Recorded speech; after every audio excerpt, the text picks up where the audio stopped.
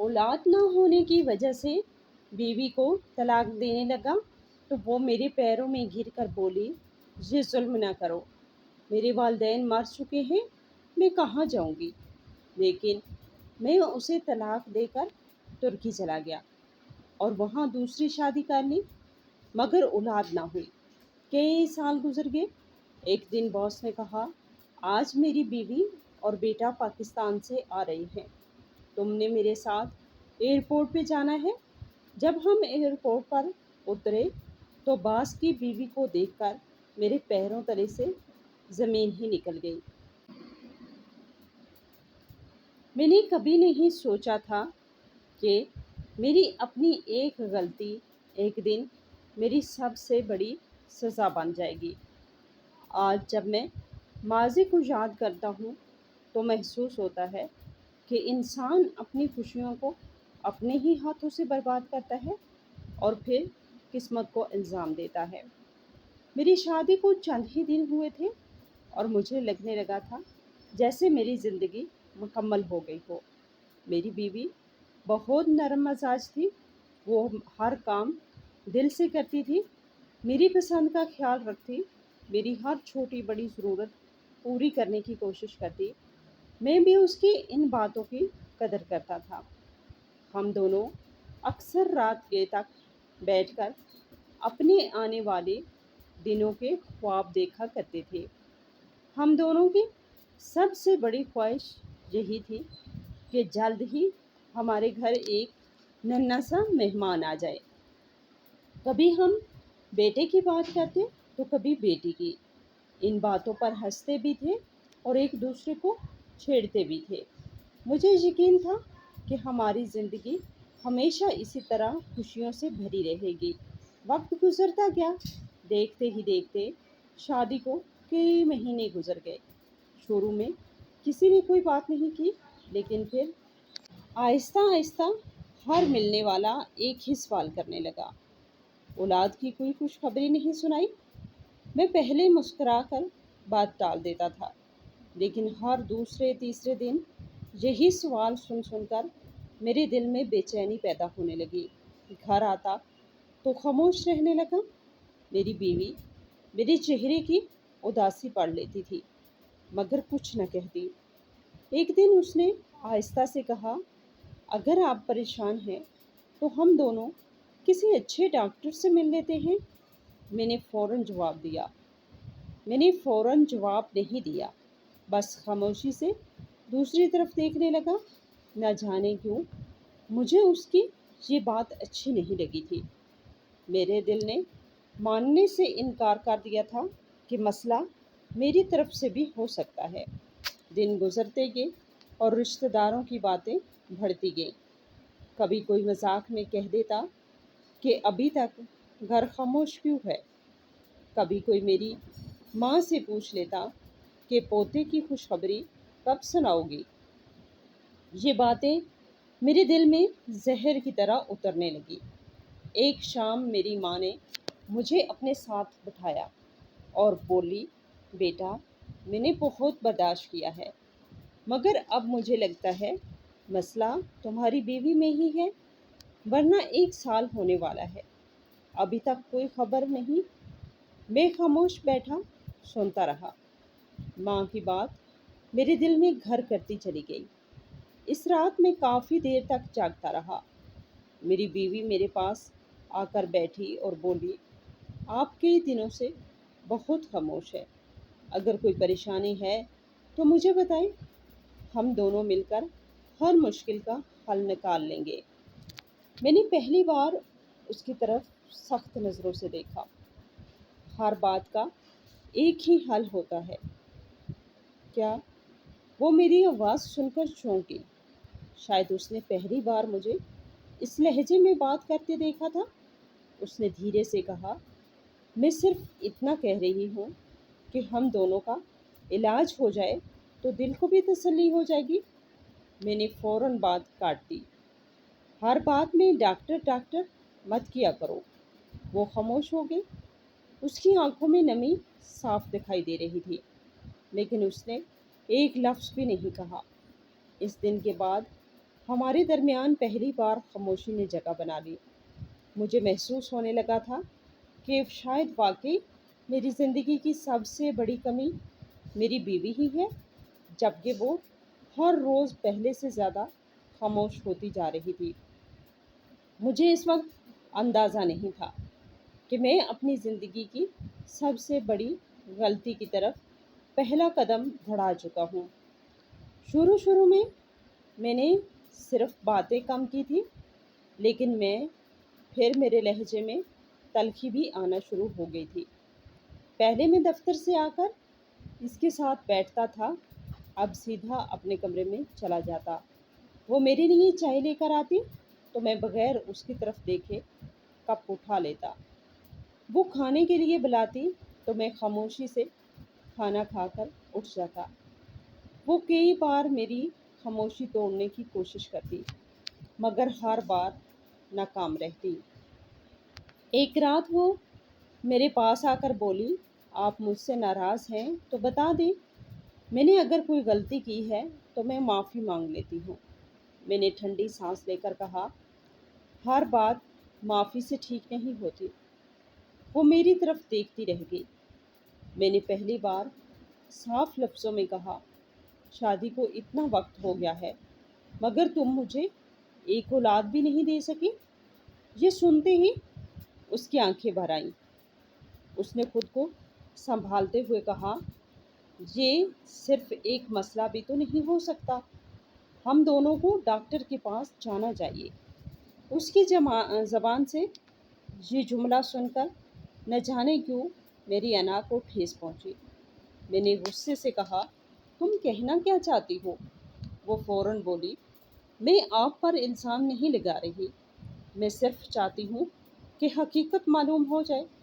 मैंने हाथ के इशारे से उसे खामोश करा दिया। मुझे किसी डॉक्टर के पास जाने की ज़रूरत नहीं, मसला सिर्फ तुम में है। वो कुछ देर खामोश खड़ी रही, फिर आहिस्ता से बोली, अगर वाकई मसला मुझ में हुआ तो मैं कभी शिकायत नहीं करूँगी, मगर अगर ऐसा ना हुआ तो।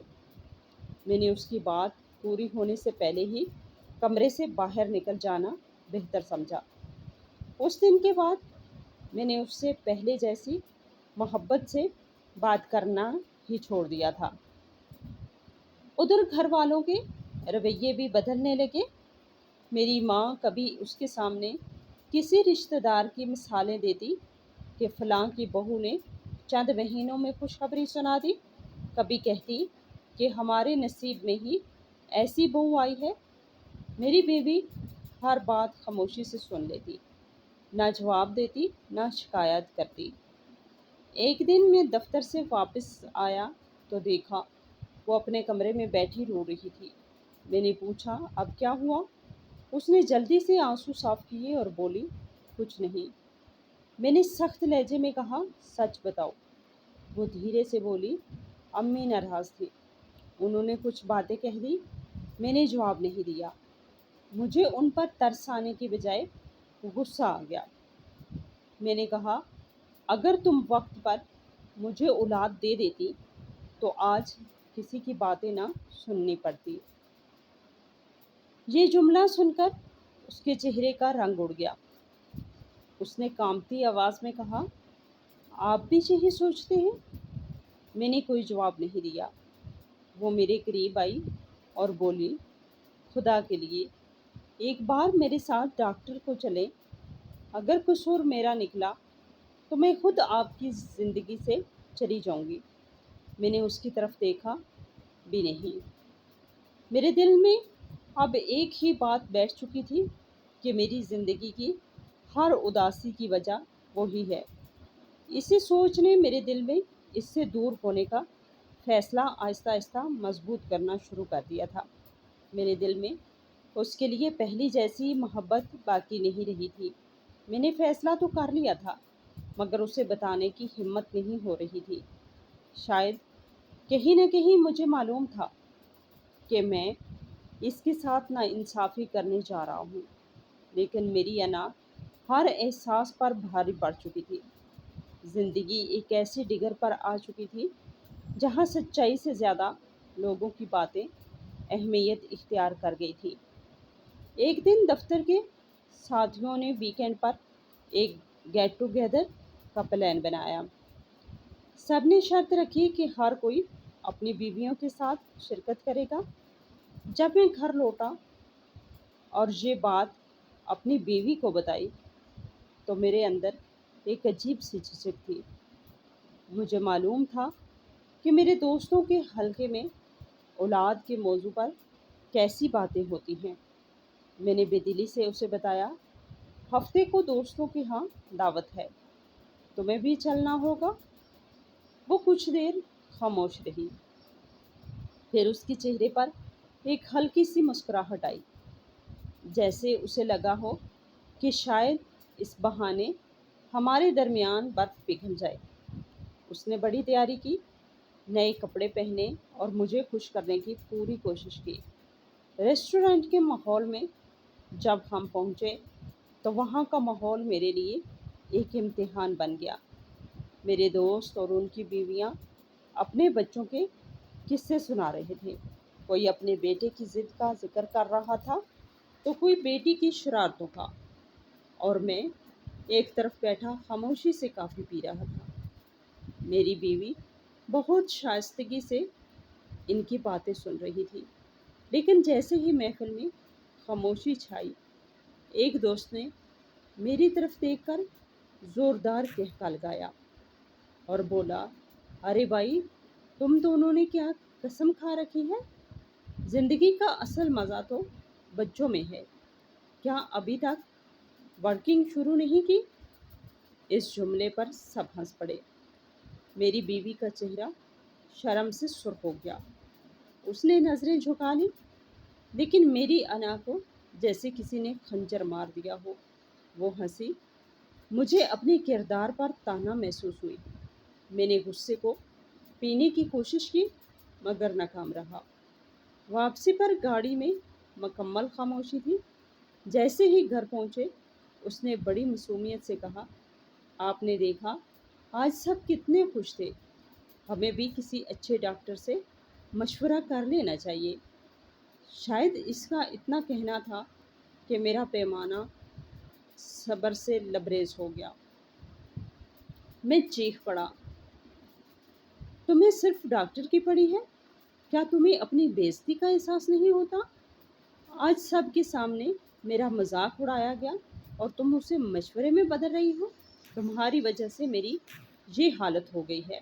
وہ روتے ہوئے بولی، میں نے تو خوشی کے لیے کہا تھا، اگر آپ کو تکلیف ہے تو میں خاموش رہوں گی، لیکن اس رات میں نے جو کچھ کہا وہ اس کے دل پر تیر بن کر لگا۔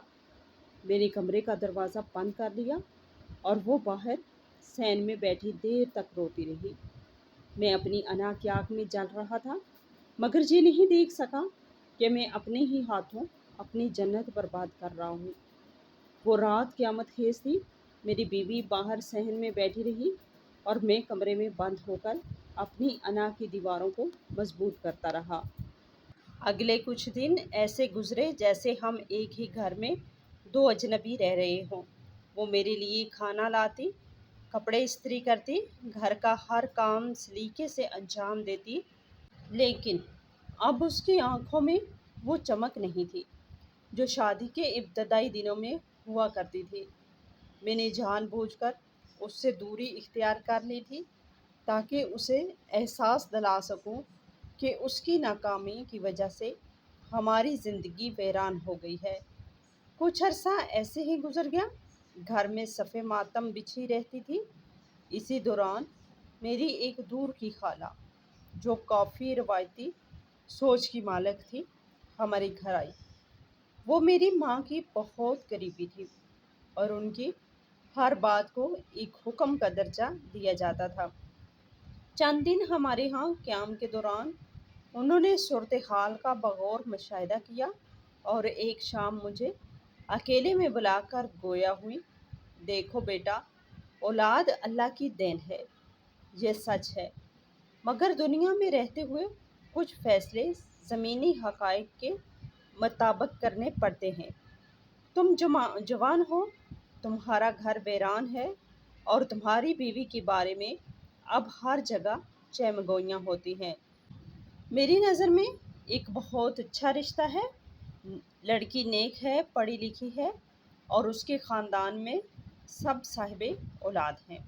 تم دوسری شادی کر لو، تمہاری زندگی میں بھی رونق آ جائے گی اور تمہاری ماں کا خواب بھی پورا ہو جائے گا۔ پہلی بیوی کو طلاق دینے کی ضرورت نہیں، بس اسے ایک طرف کر دو، یا پھر تم جانتے ہو کہ آگے کیا کرنا ہے۔ خالہ کی یہ باتیں میرے دل میں اتر گئی۔ شاید میں اسی وقت کا منتظر تھا کہ کوئی مجھے اس فیصلے کے لیے ہمت دے۔ میں نے خالہ کو جواب دیا، خالہ، آپ نے میرے دل کی بات کہہ دی ہے۔ میں اس بارے میں سنجیدگی سے سوچ رہا ہوں۔ مجھے کچھ وقت دیں، میں جلد ہی کوئی فیصلہ کر لوں گا۔ خالہ کے جانے کے بعد گھر کا ماحول ایک بار پھر بدل گیا۔ میری بیوی نے شاید کچھ بھانپ لیا تھا، یا شاید اسے کسی نے خالہ کی باتوں کی بھنک دیتی تھی۔ اس رات جب میں اپنے کمرے میں بیٹھا کچھ سوچ رہا تھا، وہ میرے پاس آئیں۔ اس کی آنکھوں میں عجیب سا خوف اور کرب تھا۔ وہ میرے قدموں میں بیٹھ گئی اور رونے لگی۔ اس کے آنسو میری انا کی تمام دیواروں کو ہلا رہے تھے۔ اس نے سسکیوں کے درمیان کہا، میں نے سنا ہے کہ خالہ نے آپ کو دوسری شادی کا مشورہ دیا ہے۔ میرے والدین اس دنیا میں نہیں ہیں۔ میرے پاس کوئی ٹھکانہ نہیں، کوئی سہارا نہیں ہے۔ میں نے آپ کے ساتھ اپنی پوری زندگی کا خواب دیکھا تھا۔ اگر آپ کو اولاد کی اتنی ہی کمی ہے تو آپ مجھے چھوڑ دیں، لیکن دوسری شادی کر کے مجھے اس گھر میں ذلیل نہ کریں۔ مجھے بس ایک بار ڈاکٹر کے پاس چلنے کا موقع دے دیں۔ شاید ہم دونوں میں سے کسی کا بھی قصور نہ ہو، صرف وقت کی بات ہو۔ وہ بری طرح رو رہی تھی۔ اس کے دل کی پکار میں ایک سچا درد تھا جو میری انا کو جھنجھوڑ رہا تھا۔ اس کے الفاظ نے میرے اندر کے اس ظالم انسان کو کچھ دیر کے لیے خاموش کر دیا تھا۔ میں نے دیکھا کہ وہ کس قدر بے بس ہے اور اس کے پاس اپنی صفائی میں کہنے کے لیے کچھ نہیں سوائے اپنی محبت اور وفاداری کے۔ اس کی حالت دیکھ کر میرا وہ پختہ ارادہ جو میں نے خالہ کی باتوں سے قائم کیا تھا ڈگمگانے لگا۔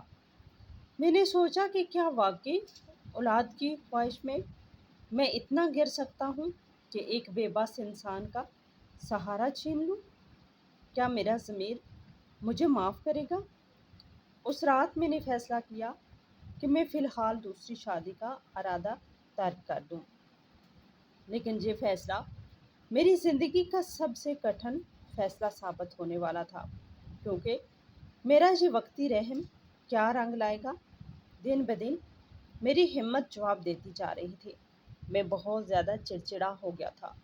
میرا دل چاہتا تھا کہ میں اس کی شکل بھی نہ دیکھوں، بس اس سب سے کہیں دور بھاگ جاؤں، مگر میں بھاگ نہیں سکتا تھا۔ اور ایک دن میرا صبر بھی جواب دے گیا اور مجھ سے وہ غلطی ہو گئی جو اس وقت مجھے غلطی نہیں لگی تھی، بلکہ مجھے سکون محسوس ہوا تھا کہ میری جان چھوٹ گئی اور اب میں اپنی مرضی سے مستقبل کے بارے میں سوچوں گا۔ ایک شام میں گھر آیا تو وہ میرے انتظار میں بیٹھی تھی۔ مجھے دیکھتے ہی بولی، آج میں نے ایک بہت اچھے ڈاکٹر سے وقت لیا ہے، بس ایک بار میرے ساتھ چلیں۔ اگر قصور میرا نکلا تو میں کبھی آپ کے سامنے کوئی صفائی نہیں دوں گی۔ میں نے اس کی بات پوری ہونے سے پہلے ہی سخت لہجے میں کہا، مجھے کہیں نہیں جانا، مجھے کسی ڈاکٹر کی ضرورت نہیں۔ اس نے نم آنکھوں سے میری طرف دیکھا، پھر آپ مجھے کیوں سزا دے رہے ہیں؟ کم از کم سچ تو معلوم کر لیں۔ میں غصے سے کھڑا ہو گیا۔ مجھے کسی سچ کی ضرورت نہیں ہے، میں سب جانتا ہوں۔ وہ چند لمحے خاموش رہی، پھر کانپتی ہوئی آواز میں بولی، اگر آپ نے پہلے ہی فیصلہ کر لیا ہے تو پھر مجھے بولنے کا حق بھی نہیں۔ میں نے اسی وقت اسے طلاق دینے کا فیصلہ سنا دیا۔ میرے الفاظ سنتے ہی اس کا چہرہ سرد پڑ گیا۔ وہ چند قدم چل کر میرے قریب آئی اور اچانک میرے پاؤں میں گر گئی۔ خدا کے لیے ایسا ظلم نہ کرے۔ میرے ماں باپ اس دنیا میں نہیں ہیں۔ آپ کے سوا میرا کوئی نہیں۔ اگر آپ مجھے چھوڑ دیں گے تو میں کہاں جاؤں گی؟ صرف ایک بار میرے ساتھ علاج کروا لیں۔ اس کی ہچکیوں بھری آواز بھی میرے دل کو نرم نہ کر سکی۔ میں نے اسے بازو سے پکڑ کر کھڑا کیا اور کہا، مجھے اپنی زندگی برباد نہیں کرنی۔ وہ مسلسل روتی رہی، بار بار معافی مانگتی رہی، کبھی اپنے نصیب کو کوستی تو کبھی مجھے اللہ کا واسطہ دیتی، مگر اس وقت میرے دل پر غرور کی ایسی چادر پڑ چکی تھی کہ مجھے اس کے آنسو بھی دکھائی نہیں دے رہے تھے۔ آخر کار میں نے اسے طلاق دے دی۔ وہ وہیں زمین پر بیٹھی رہ گئی۔ اس کی آنکھوں میں ایک عجیب سی خاموشی تھی، جیسے اس کے سارے آنسو ختم ہو چکے ہوں۔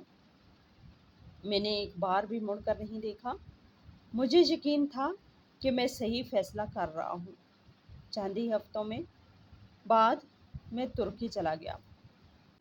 نئی نوکری شروع کی اور خود سے وعدہ کیا کہ اب نئی زندگی شروع کروں گا۔ مجھے پورا یقین تھا کہ دوسری شادی کے بعد میرے آنگن میں بھی اولاد کھیل رہی ہوگی اور میں اپنی پہلی بیوی کو ہمیشہ کے لیے بھول جاؤں گا۔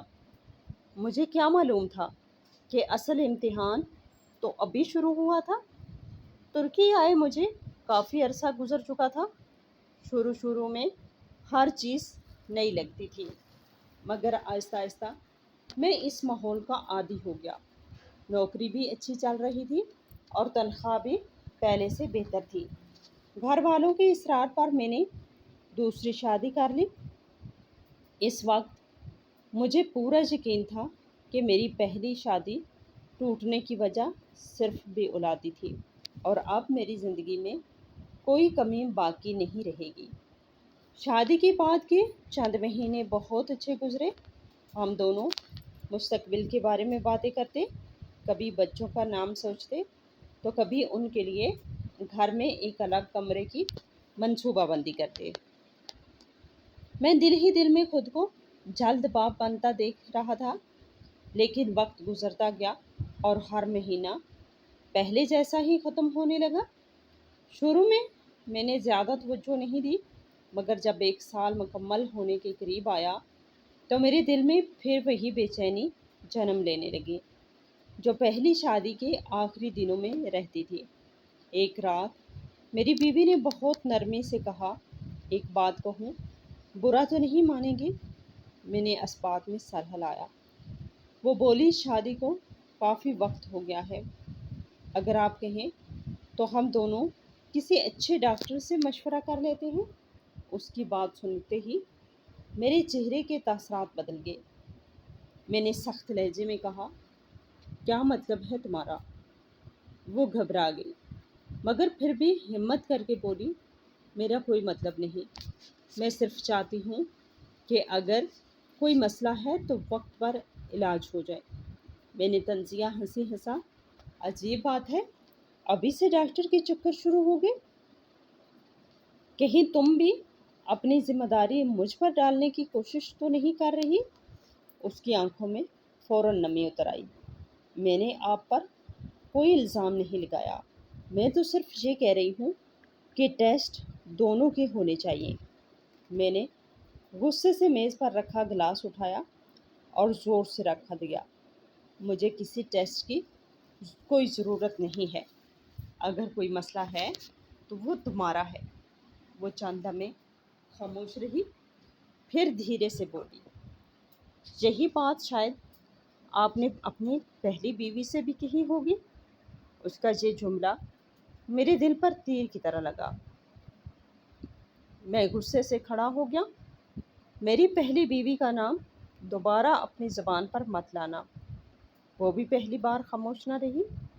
میں کسی کا نام نہیں لے رہی، میں صرف اتنا جانتی ہوں کہ اولاد نہ ہونے کا الزام صرف عورت پہ لگا دینا انصاف نہیں۔ میں نے غصے میں کمرے سے نکل جانا بہتر سمجھا۔ اس رات ہم دونوں نے ایک دوسرے سے کوئی بات نہیں کی۔ اگلے دن دفتر پہنچا تو میرا باس حسب معمول خوش مزاج نظر آیا۔ وہ اپنے فون میں تصویریں دیکھ رہا تھا۔ مجھے دیکھتے ہی مسکرا کر بولا، آؤ تمہیں اپنے بیٹے کی نئی تصویریں دکھاؤں۔ میں اس کے پاس جا کر بیٹھ گیا۔ وہ بڑے فخر سے اپنے بیٹے کی شرارتیں سناتا رہا، پھر مسکرا کر بولا، بس چند دن اور میری بیوی اور میرا بیٹا پاکستان سے یہاں آ رہے ہیں۔ اس بار میں انہیں لمبے عرصے کے لیے اپنے ساتھ رکھوں گا۔ میں نے اسے مبارکباد دی، مگر نہ جانے کیوں اس کے چہرے پر موجود خوشی دیکھ کر میرے دل میں ایک عجیب سی خالی پن کی لہر دوڑ گئی۔ مجھے اس وقت اندازہ بھی نہیں تھا کہ چند دن بعد اسی خاندان سے میری زندگی کا سب سے بڑا حساب ہونے والا تھا۔ اس رات کے بعد ہمارے درمیان بات چیت تقریباً ختم ہو گئی۔ میری بیوی نے بھی شاید سمجھ لیا تھا کہ غصے میں مجھ سے بحث کرنے کا کوئی فائدہ نہیں، مگر اس نے ہار نہیں مانی۔ وہ ہر روز پہلے سے زیادہ خاموش ضرور رہتی، لیکن اس کی ایک ہی کوشش ہوتی کہ کسی طرح میں ٹیسٹ کروانے پر راضی ہو جاؤں۔ 3 دن گزر گئے۔ ایک صبح میں ناشتے کی میز پر بیٹھا تھا کہ اس نے میرے سامنے ایک اسپتال کا کارڈ رکھ دیا۔ میں نے حیرانگی سے پوچھا، یہ کیا ہے؟ وہ بولی، یہ شہر کے سب سے اچھے ڈاکٹر کا کارڈ ہے۔ میں نے وقت لے لیا ہے، صرف آج میرے ساتھ چلیں۔ میں نے کارڈ اٹھایا اور اس کے سامنے پھینک دیا۔ میں نے کہا تھا نا، مجھے کسی ڈاکٹر کے پاس نہیں جانا۔ وہ پہلی بار غصے میں بولی، آپ ڈاکٹر سے نہیں ڈر رہے، آپ سچ سے ڈر رہے ہیں۔ اس کا یہ جملہ میرے دل پر لگا۔ میں نے غصے سے کہا، تم اپنی حد پار کر رہی ہو۔ اس نے بھی فوراً جواب دیا، حد تو آپ نے اس دن پار کی تھی جب بغیر کسی ثبوت کے اپنی پہلی بیوی کو قصوروار ٹھہرا دیا تھا۔ آج بھی وہی غلطی دہرا رہے ہیں۔ میں غصے سے گھر سے نکل گیا۔ پورا دن دفتر میں بھی میرا دماغ خراب رہا۔ باس نے کئی بار پوچھا کہ خیریت ہے، مگر میں ہر بار بات بدل دیتا۔ شام کو گھر آیا تو میری بیوی نے نہ کوئی شکایت کی نہ بحث کی۔ اس نے خاموشی سے میرے سامنے کھانا رکھا اور واپس جانے لگی۔ نہ جانے کیوں پہلی بار مجھے اپنی سختی پر تھوڑا سا احساس ہوا۔ میں نے اسے آواز دی، رکو۔ وہ خاموشی سے میری طرف دیکھنے لگی۔ میں نے دھیرے سے کہا، اگر میں تمہارے ساتھ ٹیسٹ کروا لوں تو کیا تمہیں اطمینان ہو جائے گا؟ اس کے چہرے پر کئی دن بعد ہلکی سی مسکراہٹ آئی۔ وہ بولی، مجھے صرف سچ جاننا ہے۔ اگر قصور میرا ہوا تو میں کبھی آپ سے کوئی گلہ نہیں کروں گی۔ اگلی صبح ہم دونوں ہسپتال پہنچ گئے۔ ڈاکٹر نے پہلے ہم دونوں سے چند سوال کیے، پھر مختلف ٹیسٹ لکھ دیے، خون کے نمونے لیے گئے اور باقی ضروری معائنے بھی ہوئے۔ سب کچھ ختم ہونے کے بعد میں بڑے اعتماد سے کرسی پر بیٹھا تھا۔ مجھے یقین تھا کہ رپورٹ میری بے گناہی ثابت کر دے گی۔ ڈاکٹر نے فائل بند کرتے ہوئے کہا، رپورٹ 2 دن بعد تیار ہو جائے گی، تب تک کسی نتیجے پر مت پہنچیں۔ ہم اسپتال سے واپس آ گئے۔ راستے بھر میری بیوی خاموش رہی، جبکہ میں دل ہی دل میں یہی سوچتا رہا کہ 2 دن بعد اسے بھی یقین ہو جائے گا کہ مسئلہ صرف اسی میں تھا۔ اگلی صبح دفتر پہنچا تو باس بہت خوش نظر آیا۔ مجھے دیکھتے ہی مسکراتے ہوئے بولا، آخر وہ دن آ ہی گیا۔ آج شام میری بیوی اور میرا بیٹا پاکستان سے پہنچ رہے ہیں۔ دفتر ختم ہوتے ہی تم میرے ساتھ ایئرپورٹ چلو۔ میں چاہتا ہوں تم میرے خاندان سے بھی ملو۔ میں نے مسکرا کر ہاں کر دی۔ مجھے کیا معلوم تھا کہ اس شام میری زندگی ہمیشہ کے لیے بدلنے والی ہے۔ دفتر کا وقت ختم ہوتے ہی پاس کے ساتھ گاڑی میں بیٹھ گیا۔ پورے راستے وہ اپنے بیٹے کی باتیں کرتا رہا، کبھی اس کی شرارتیں سناتا تو کبھی اپنی بیوی کی تعریف کرتا کہ اس نے اس کا گھر جنت بنا دیا ہے۔ میں خاموشی سے سنتا رہا۔ میرے ذہن میں بار بار ہسپتال کی رپورٹ گھوم رہی تھی، مگر خود پر اتنا یقین تھا کہ مجھے کسی قسم کا ڈر محسوس نہیں ہو رہا تھا۔ ایئرپورٹ پہنچ کر ہم آمد والے حصے کے سامنے کھڑے ہو گئے۔ چند ہی لمحوں بعد مسافر باہر آنا شروع ہوئے۔ باس کی نظریں بے چینی سے ہر آنے والے چہرے کو دیکھ رہی تھی۔ اچانک اس کے چہرے پر خوشی پھیلی۔ وہ آگے بڑھا اور بلند آواز میں بولا، ادھر آؤ۔ میں نے بھی بے اختیار اسی طرف دیکھا۔ ایک عورت اپنے ننھے سے بیٹے کا ہاتھ پکڑے ہماری طرف آ رہی تھی۔ جیسے ہی اس کا چہرہ میرے سامنے آیا تو میرے جسم سے جیسے جان نکل گئی۔ میرے قدم وہیں جم گئے۔ سانس لینا بھی مشکل ہو گیا۔ وہ میری پہلی بیوی تھی۔ اس نے بھی مجھے دیکھا۔ ایک لمحے کے لیے اس کے قدم رکے، مگر اگلے ہی لمحے وہ خود کو سنبھال کر اپنے شوہر کے پاس آ گئی۔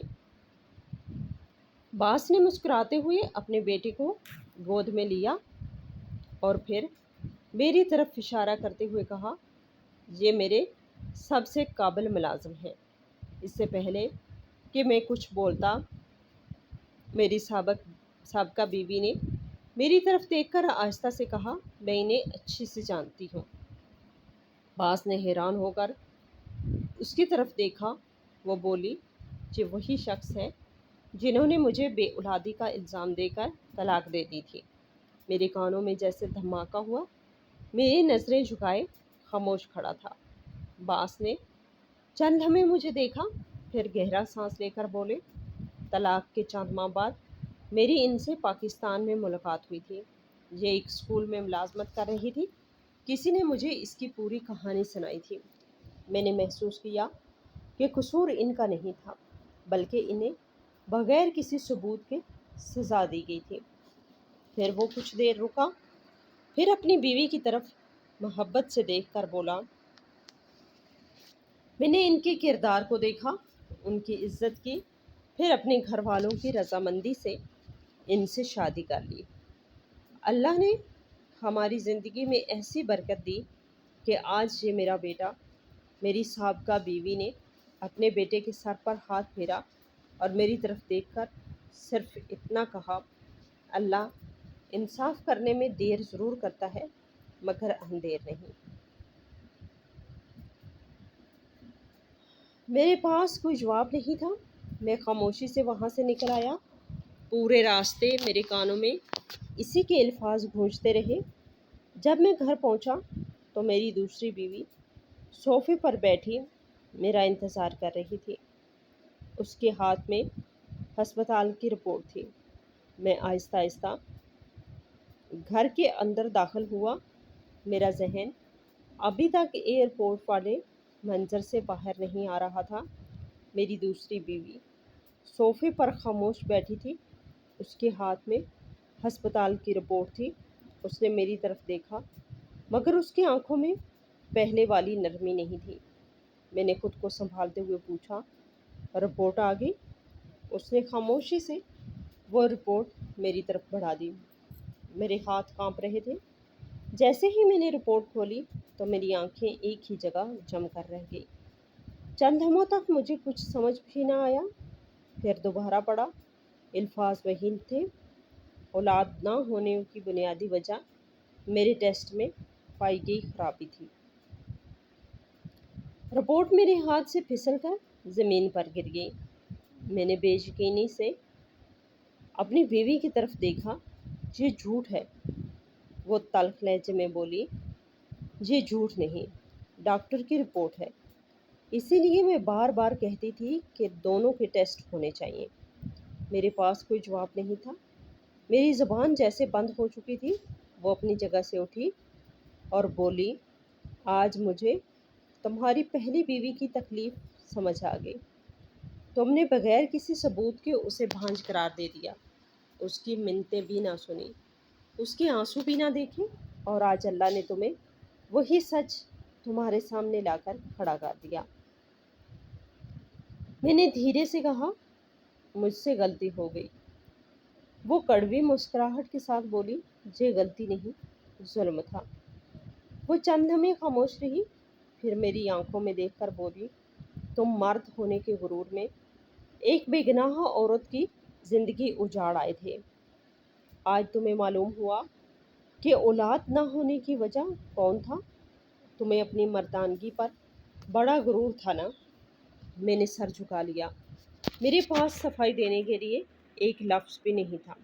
اس نے میز پر پڑی اپنی انگوٹھی اتاری اور میرے سامنے رکھ دی۔ میں ایسے انسان کے ساتھ نہیں رہ سکتی جو اپنی انا کے لیے کسی کی بھی زندگی برباد کر دے۔ وہ دروازے کی طرف بڑھی، پھر رکی اور آخری بار میری طرف دیکھ کر بولی، جس عورت کو تم نے نااہل سمجھ کر چھوڑ دیا تھا، آج وہ اپنے شوہر اور بیٹے کے ساتھ خوش ہے، اور تم آج بھی اکیلے کھڑے ہو۔ یہی مکافات عمل ہے۔ دروازہ بند ہونے کی آواز پورے گھر میں گونجتی رہی۔ میں وہیں زمین پر بیٹھ گیا۔ میرے سامنے رپورٹ پڑی تھی اور آنکھوں کے سامنے پہلی بیوی کے آنسو گردش کر رہے تھے۔ آج پہلی بار مجھے احساس ہوا تھا کہ میں نے ایک بے گناہ عورت کو نہیں بلکہ اپنی ہی خوشیوں کو طلاق دی تھی۔ اللہ نے مجھے میری ہر زیادتی کا حساب اسی دنیا میں دے دیا تھا۔ مزید اس طرح کی کہانیاں سننے کے لیے ہماری ویڈیو کو لائک کریں اور چینل کو سبسکرائب کریں۔ شکریہ۔